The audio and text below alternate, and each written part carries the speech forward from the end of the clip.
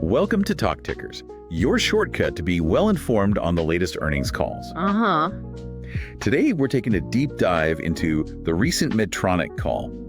They cover their fiscal fourth quarter, the full year 2025 results, and gave us their outlook for fiscal year 2026. That's right. Our mission here is really to cut through the noise, pull out the key takeaways, and give you the real story on what's happening with, one of the biggest names in medtech.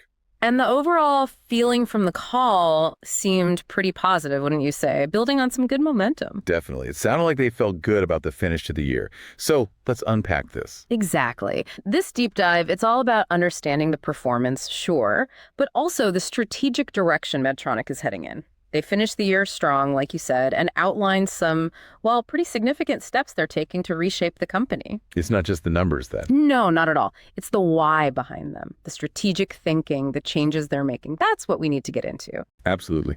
Okay, let's start with that quick snapshot. Fiscal 25 fourth quarter. What were the headline figures that jumped out at you? Well, the main headline is they came in ahead of expectations. Always good to see. Right. Revenue hit $8.9 billion. And what really stands out there is the 5.4% organic growth year over year. Okay, organic meaning from their core business, Exactly. Right? Excluding currency swings and M&A. Precisely. It shows the underlying health. And then adjusted EPS, that's earnings per share adjusted for certain items, was $1.62. That's up 11% year over year. 11%. Or, get this, 16% if you strip out the currency effects, so constant currency. Both top and bottom line numbers beat the street. Okay, beating forecasts, solid growth. Yeah. How did the full fiscal year 25 look overall? Pretty consistent story, actually. Full year organic revenue growth was 5%. Okay. And adjusted EPS up 6%, or 10% constant currency. And that landed right at the high end of what they'd promised a year back. That's good follow-through, delivering on commitments. And they talked about shareholder returns, too, I remember. Oh, yeah. Big time. In fiscal 25, they returned $6.3 billion. That's through buybacks and dividends. Mm-hmm. And here's a kicker for long-term holders. They announced their 48th consecutive year of increasing the dividend. 28 years. Wow. That's consistency. It really is. Quite a track record. Okay, let's dive deeper then into the business segments. This is where you see what's really driving things. Cardiovascular in Q4. What was the big story there? Cardiovascular really stepped on the gas this quarter, accelerated to 8% growth. 8%, nice. Yeah, and it was pretty broad-based strength. But Cardiac Ablation Solutions, CSE, that was a major standout, grew almost 30%. 30? Seriously? Seriously. We're talking high 30s growth in the U.S., low 20s internationally. A lot of that is being driven by huge demand and better supply for their pulse field ablation tech, PFA. Yeah. PFA. That's the new way to treat atrial fibrillation, right? Seems like a huge growth engine. It absolutely is right now. But other parts of CV did well too.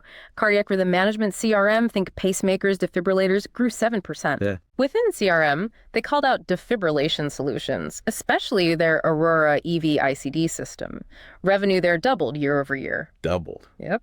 And cardiac pacing therapies were strong too. The micro-leadless pacemaker, that was up 17%, and a specific pacing lead, the 3830, up 19%. Lots of momentum there. What about structural heart? Things like heart valves. Also good growth, up 10%, mostly driven by their Evolut TVR valve platform, that's transcatheter aortic valve replacement, strong in the US, Japan, and emerging markets. They mentioned positive clinical data helping them grab some share there. So really a banner quarter for cardiovascular, lots of new tech driving things. How did Neuroscience do? Neuroscience was also looking robust, pretty solid across the board. Cranial and spinal technologies, or CST, grew mid-single digits, but a strong 7% in the US. So what's driving that? Management pointed to gaining share with their Abel ecosystem. That integrates planning software, robotics, navigation, implants, the whole suite for spine surgery. The ecosystem play. Makes sense. Exactly. Then Neuro-modulation grew 10%. Strong performance there from their closed-loop sensing tech. That helps devices like spinal cord stimulators adapt therapy automatically. So it adjusts itself. Yeah, in real time, based on the body signals. Pretty neat. Pain stim was particularly strong, up 12% globally, 15% in the US, driven by their Inceptiv device. They actually said this helped them hit the #1 global spot in spinal cord stim, SCS. #1 globally, wow. Yeah. And brain modulation. Mid-single digits growth there. Good international performance, up 9%.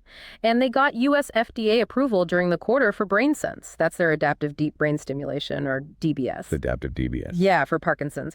It senses brain activity and adjusts the stimulation, helps manage symptoms better. That sounds like a real step forward. Oh, okay, so that integrated approach in spine, the adaptive tech, key differentiators. Let's switch over to medical surgical. How did that look? The surgical business grew 2%.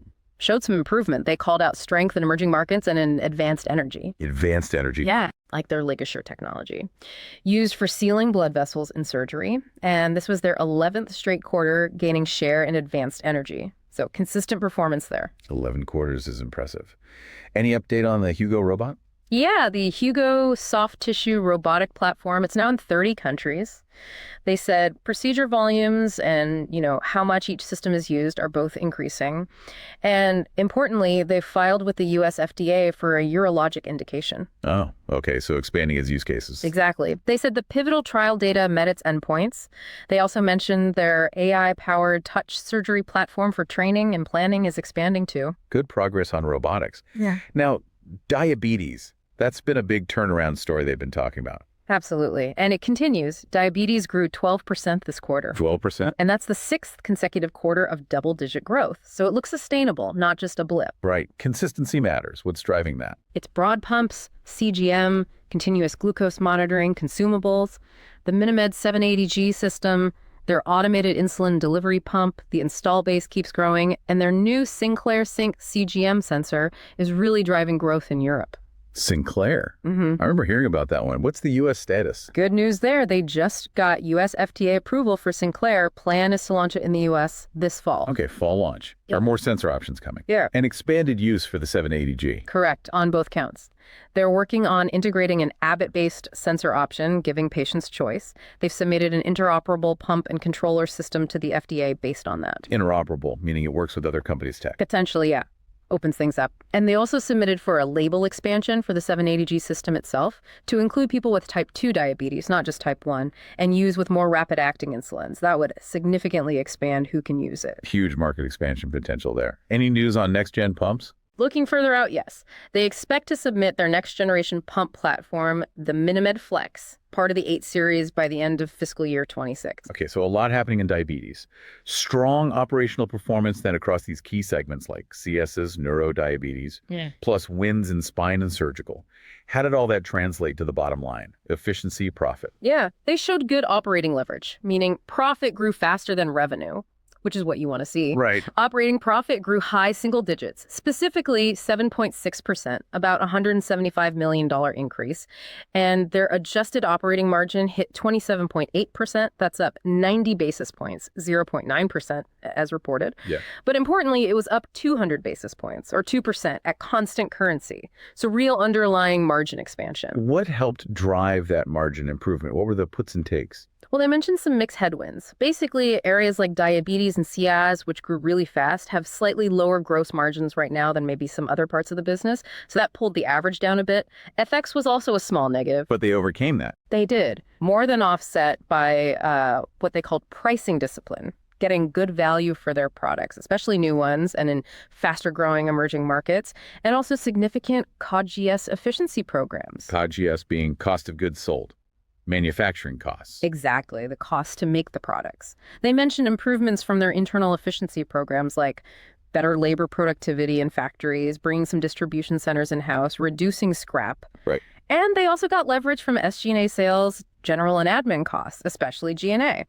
That helped offset the fact they're actually increasing investment in R&D, pouring money back into the pipeline. That leads us perfectly to the really big strategic news from the call, the plan to separate the diabetes business. Why are they doing this? And maybe just as important, how are they planning to do it? Yeah, this is a fundamental shift. They plan to spin off diabetes into its own standalone publicly traded company. Right. The preferred path sounds like a two-step capital market separation. First, an IPO initial public offering where they'd sell maybe under 20% of the new diabetes company shares to the public. Right, raise some cash. Exactly. cash for the new company, and maybe Medtronic uses some proceeds to buy back its own shares. But the second step is really key for current Medtronic shareholders. A split-off. A split-off. How did that work? In a split-off, Medtronic shareholders would get the option to exchange their Medtronic shares for shares in the new independent diabetes company. If enough shareholders do that, it effectively reduces the number of outstanding Medtronic shares permanently. Ah, okay. So it shrinks Medtronic's share count. And what's the timeline on all this? They're targeting completion within about 18 months. And importantly for shareholders, they intend for it to be tax-free for U.S. federal income tax purposes. Got it. So what's the core strategy here? Why spin off diabetes now? The fundamental thinking they laid out is that diabetes is mainly a B2C business to consumer, selling pumps and sensors often directly to patients or through pharmacies, mail order, etc. Right. Different model. Very different from the rest of Medtronic, which is overwhelmingly B2B business to business, selling complex devices, robotics, implants to hospitals, clinics, surgeons. Different customers, different sales approach. Exactly.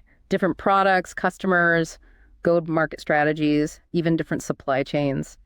Management basically argued the synergies, the overlaps between diabetes and the core B2B Medtronic platform just aren't as strong as keeping the various B2B businesses together. Okay, that makes sense strategically. How does it benefit Medtronic financially? Well, diabetes currently runs at lower gross and operating margins than the Medtronic average. So take it out, and Medtronic's remaining business instantly looks better on paper. They expect about a 50 basis point lift to adjusted gross margin, and about 100 basis points, a full percentage point to operating margin once it's fully separated. And the share count reduction. That's the other key piece. Because the split-off reduces the share count, the separation is expected to be immediately accretive to Medtronic's earnings per share, meaning EPS goes up right away. Interesting. Any impact on the dividend? They said they don't expect any change to their dividend policy. And, maybe most importantly, this frees up capital within Medtronic to invest even more heavily in those core, higher-margin B2B growth areas we talked about. Okay, so benefits for Medtronic. What about for the new standalone diabetes company? What's the upside for them? They'd emerge as a focused, scaled leader purely dedicated to intensive insulin management. That focus allows targeted investment in innovation specific to that market. Like what? Things like developing multiple CGM sensor options, different ways to deliver insulin, maybe a patch pump alongside the traditional durable pumps, refining their automated algorithms, creating a seamless digital patient experience. It also lets them attract investors specifically interested in that business profile. And how big is this diabetes business we're talking about within Medtronic today? It was about 8% of Medtronic's total revenue in fiscal 25, roughly $2.8 billion. But it contributed only about 4% of the segment operating profit, which highlights that margin difference. Got it. And the market they're addressing? Medtronic estimates the global addressable market for this intensive insulin management space is around $16 billion. So it's a significant market for the new standalone company to target. Okay, that's a major strategic move, clearly designed to unlock value, sharpen focus. Let's pivot now to look ahead. Fiscal year 2026 guidance. What did they tell us to expect? For FY26, the headline guidance is for approximately 5% organic revenue growth for the full year. 5% organic, okay. For the first quarter, Q1, they're seeing that maybe slightly softer in the 4.5% to 5% range. Currency impact. Based on recent rates, they expect basically zero to maybe a slight $100 million tailwind for the full year. Roughly neutral in Q1, though. Right. And how does that 5% revenue growth translate down the P&L? What's the bottom line picture for FY26? Okay, this is where it gets a bit more layered. If you exclude the impact of tariffs, which we'll get to, they were clear that underlying operating profit is expected to grow materially faster than revenue. So that operating leverage continues. Good. Yes. However, they are also planning a pretty significant step up in investment in fiscal 26. R&D spending is actually guided to grow faster than revenue for the first time in 4 years. Faster than revenue, how much? About a $200 million increase, so maybe 7% R&D growth versus that 5% revenue growth. They're also putting more money into sales and marketing, especially behind those key growth drivers. Cias's, Hugo Robotics, Ardian, that's the Simplicity renal denervation system. So those increased investments will naturally put some pressure on near-term EPS growth. They will, partly. They do expect G&A costs to show good leverage, helping offset some of it. But there are also significant pressures below the operating profit line that are new this year. Below the line, meaning? Meaning interest expense and taxes. They anticipate increases in both. And they estimated the combined hit from these two is around 300 basis points or 3 percentage points off their EPS growth rate in FY26. Why are interest and tax going up so much? Interest expense is higher just because they're refinancing debt at today's higher interest rates. The higher tax rate, jumping from around 16.7% in FY25 up to about 18% in FY26, that's mostly due to Pillar 2. Pillar 2, the global minimum tax. That's the one. It's starting to impact multinational companies like Medtronic. Okay, so faster operating profit growth, but offset by big investments and the significant interest and tax headwinds. What does that net out to for expected EPS growth in FY26? Taking all that into account, excluding tariffs and assuming neutral FX, they guided to approximately 4% EPS growth in FY26. 4%, okay. And for Q1 specifically? For Q1 FY26, the adjusted EPS guidance is $1.22 to $1.24. That number includes minimal tariff impact, but does factor in a small, maybe 1-2% FX headwind for the quarter. All right, let's talk tariffs. That's a big variable right now, especially with potential policy changes looming. What's Medtronic forecasting for the FY26 tariff impact? Yeah, this is a significant unknown, or at least a range. They forecast a net impact to their cost of goods.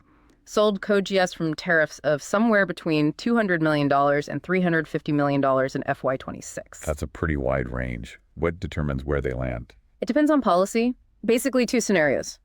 Do current tariff levels hold, or do they revert to higher previously proposed levels? That's the uncertainty. And how does that impact play out across the year? It's very back-end loaded. They expect minimal impact in Q1, maybe 10% of the total hit in Q2, around 30% in Q3, and then the bulk of it, roughly 60%, hitting in Q4. Are they just accepting that hit or trying to offset it? Oh, they stress they are very actively focused on mitigation actions, things they can do in their supply chains, sourcing, et cetera.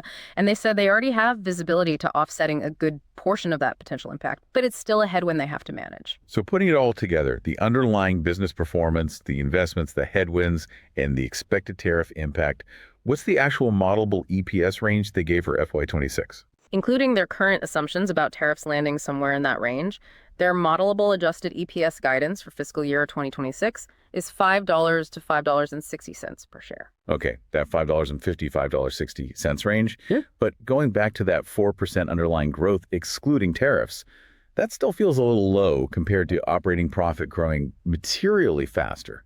Did analysts push them on that? They absolutely did. That was a key point in the Q&A. Why isn't more of that operating profit dropping to the bottom line in FY26? And the answer was? Management pointed to basically three things. One, Q1 is seasonally their lowest revenue quarter, so the fixed costs hit harder. Two, the timing of those big investment increases in R&D and sales and marketing, the spending happens before you see the full benefit in revenue or profit growth.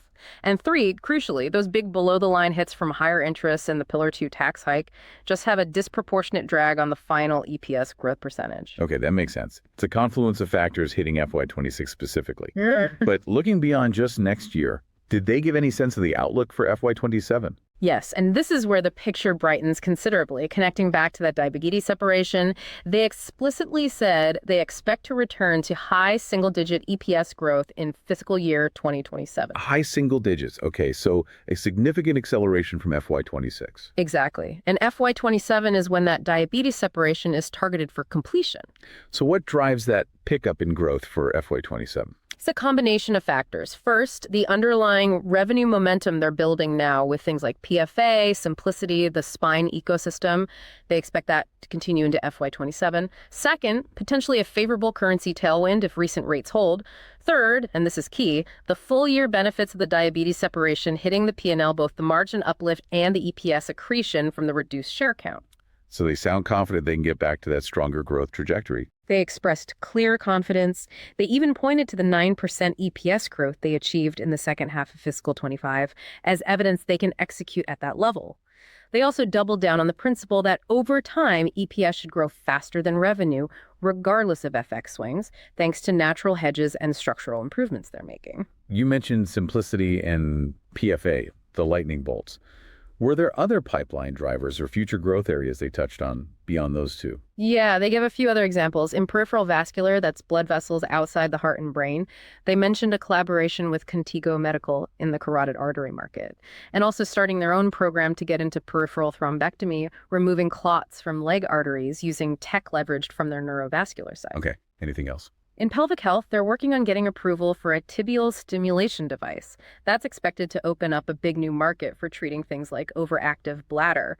And they just reiterated that Hugo, the surgical robot, is seeing procedures and utilization grow, with key milestones coming faster. Management also seemed keen to talk about the broader transformation happening at Medtronic. Yeah. Beyond just the diabetes spin, what kind of operational changes have they made? Yeah, they've definitely been busy under the hood. They talked about streamlining the operating model, making things more efficient, implementing performance-driven incentives to really align people with results, bringing in fresh outside leadership, like the new CFO, Terry Pon, making deliberate choices about where to invest in R&D, prioritizing those truly groundbreaking innovations like PFA and simplicity, which are now starting to pay off. They've centralized functions like global operations, supply chain, quality, and they say the KPIs, the metrics in those areas are improving. So getting more disciplined operationally. That's the message, adding a real performance culture on top of the company's traditional mission-driven approach. And how does the diabetes separation fit into that bigger picture? They see it as accelerating the transformation. It speeds up the shift towards a portfolio focused on higher, more profitable growth, aligned around those core B2B strengths. They also stress that portfolio management is ongoing. They'll keep looking at adding things, likely through smaller tuck-in M&A, and potentially subtracting other things down the road. They feel the company's fundamentals are now strong enough to be more active on the M&A front again. Okay, pulling all this together then. For someone listening, what does this earnings call really signal about where Medtronic is right now and where it might be headed? I think it signals a company that finished its fiscal year strong. You see solid, durable revenue momentum in key growth areas: heart ablation, TAVR, spine tech, neuromod, and yes, even the recovering diabetes business. And operationally? Operationally, they're demonstrating real leverage, running the core business more efficiently. You see that in the underlying operating profit growth, the margin expansion before you even factor in the diabetes spin benefit. How does this stack up against what we're seeing elsewhere in medtech? Well, the growth rates in areas like cardiac ablation and diabetes certainly fit with the strong demand and innovation cycles happening across the sector. Their focus on integrated platforms like the Abel ecosystem in spine, or Hugo plus digital tools in surgery, that mirrors a broader industry trend towards offering more complete solutions, not just standalone devices. So what are the key signals an investor should take away from these results and the guidance they gave? Okay, key signals. 1, continued strong growth in key segments suggests healthy end market demand is there. 2, commentary on supply chain improvements probably means those major headwinds are easing. 3, that big jump in R&D spend is a very clear signal of their commitment to funding future growth through innovation. 4, the detailed talk about tariffs highlights a major real external headwind they have to navigate carefully in FY26. And the biggest signal? Has to be the diabetes separation. That's the clearest signal of their strategic repositioning, focusing the core company on higher margin B2B markets. It fundamentally changes the shape and profile of Medtronic going forward. The Q&A on these calls is always revealing, too. Did any analyst questions really shed extra light on management's thinking? Oh, definitely. The Q&A is where you get the nuances. Analysts really press them on that guidance philosophy. You know, why only 4% EPS growth ex tariffs for FY26 when operating profit is growing faster? And then they stuck to their explanation. Pretty much, yeah. Reiterated the Q1 seasonality, the investment timing lag, and especially those big below-the-line pressures from interest and tax hitting this year. But they also strongly reaffirmed the goal of getting back to EPS growing faster than revenue long-term, regardless of FX. The diabetes spin rationale got a lot of airtime, too. Why now? Why not break up other parts of the company? Management kept hitting that win-win message. Diabetes is ready to fly solo and invest for its specific market, while Medtronic gets margin uplift, EPS accretion from the share reduction, and can focus harder on its core B2B drivers where they see better synergies and growth potential. Did they give more color on the diabetes pipeline? Yes, more specifics. Timing for the Sinclair CGM US launch, targeting fall FY26, which is this upcoming fall. Confirmation the Abbott sensor integration system has been submitted to the FDA. Talk about the next-gen pump and patch plans. And emphasizing focus on form factor, phone control, the algorithm, the whole user experience. What of those tariffs? How confident do they sound about offsetting that big $200, $350 million hit? They were pushed hard on that. Management expressed, I'd say, high confidence based on mitigation actions already in motion and visibility to more offsets, but it's clearly a key execution point for them in FY26. They also talked up the spine business performance, making the case that it's growing above the market because their Abel ecosystem really differentiates them and is winning share, even if the overall spine market itself is just stable. And the ramp up for the big new technologies, PFA and Simplicity RDN, more detail there. Yeah, huge focus. For PFA in cardiac ablation, they described a really fast ramp, called it a replacement technology. Docs are switching from cryo to PFA, which drives adoption quickly. High demand, there's scaling supply, new catheters on Sphere 360 coming. They actually said they have near-term line of sight to doubling the CAS business revenue. Wow. Doubling $1 billion business. Doubling it. Wow. And Simplicity RDN, is that the same kind of ramp? No, they were clear it's different. RDN for hypertension is less about replacing an old procedure and more about building a whole new service line for a massive patient population. That takes more time. Hospitals need protocols, training, pathways. But, they noted, health systems are already proactively prepping for it. They also downplayed the idea that PFA will completely kill cryo, expect the cryo decline to slow. It remains a useful tool. What about RDN coverage, the big reimbursement question? On that, specifically the potential CMS National Coverage Decision, or NCD, they said they expect coverage will likely mirror the patient group studied in the trials and supported by guidelines. So basically, patients with resistant hypertension or those who can't tolerate the medications. That's still a very large group if coverage comes through. And finally, any more on portfolio strategy beyond diabetes? Just re-emphasized it's continuous. Diabetes speeds up the shift to higher profitable growth around core B2B strengths. They want to do more tuck-in M&A now that they feel the core business is healthy. And they reiterated the mechanics of the diabetes separation, again.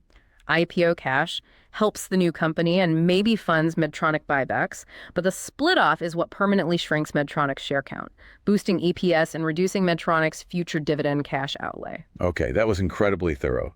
We've covered the numbers, the segments, the huge diabetes strategy shift, the operational gains, those near-term headwinds, and the outlook. Yeah, it's a really complex picture right now. You've got a company that feels like it's really hitting its stride with growth drivers, making bold strategic moves for the future, but also having to navigate some pretty significant near-term challenges like tariffs and rising costs. It feels like an inflection point. Definitely. Now, before we wrap, it's time for that segment where we explore a speculative idea based purely on what we heard on the call. And let's be absolutely crystal clear here. This is not financial advice, not even close. These are speculative thoughts, musings based only on the commentary from the earnings call, for illustration only. Investing involves significant risk. You could lose your money. Couldn't say it better myself. Crucial disclaimer firmly in place. Yeah. Okay, with that said, based on all that discussion around the Simplicity hypertension treatment, RDN, and that upcoming CMS coverage decision deadline, here's a potential angle to think about. Management sounded pretty upbeat, right? And they specifically said health systems are proactively setting up RDN service lines now. Given how enormous the hypertension market is and what a game-changer broad reimbursement would be, well, a positive CMS decision by that October 11th deadline could be a major catalyst. Maybe one that isn't fully baked into the stock price yet. So a potential trade idea? Highly speculative, of course. Highly speculative. One could consider looking at out-of-the-money call options on Medtronic stock, with an expiration date sometime after that October 11th deadline. Explain out-of-the-money call options quickly. Sure. Out-of-the-money just means the strike price. The price you have the right to buy the stock at is higher than where the stock is trading today. Call options give you the right, but not the obligation to buy. The idea is leverage. If the stock jumps significantly on positive CMS news, the value of those options could increase much more dramatically, percentage-wise, than just owning the stock itself. But leverage cuts both ways. What are the big risks here? Oh, massive risks. This is pure speculation tied to a binary event. Yeah. First, the CMS decision itself. It could be delayed, it could be negative, it could provide much narrower coverage than hoped for. Any of those kill the catalyst. Right. Second, execution risk. Even with coverage, Medtronic and the hospitals have to actually build those RDN programs effectively. Third, market reaction. Maybe even with good news, the market just shrugs or is already priced in. Fourth, general market risk or other bad news specific to Medtronic could hit the stock anyway, regardless of the CMS decision. Lose the entire premium paid for the option easily. High risk, potential high reward, tied tightly to that one regulatory event. Duly noted. Definitely not for the faint of heart and absolutely not advice. Okay, that brings us to the end of this deep dive into the Medtronic earnings call. So the key takeaways for you: a strong finish to fiscal 25. Growth drivers like PFA really kicking in. A huge strategic shift with a planned diabetes separation aimed at unlocking value and focusing the core. Yep. Improved operational efficiency showing through underneath, but clearly navigating some real near-term headwinds in FY26 tariffs, higher interest, new taxes. But importantly, they painted a clear path back to high single-digit EPS growth in FY27, driven by momentum and the benefits of the separation. And they seem committed to actively managing the portfolio now, maybe more M&A on the horizon. It feels like a company really in motion, trying to accelerate growth and profitability. Absolutely. And just one last time, remember, this deep dive summarized information from the earnings call. It is absolutely not financial advice. Please consider these points, but do your own homework, your own research. So what stands out most to you from this whole picture? How do you weigh those near-term bumps against the potential long-term transformation and those pipeline catalysts? Lots to think about there.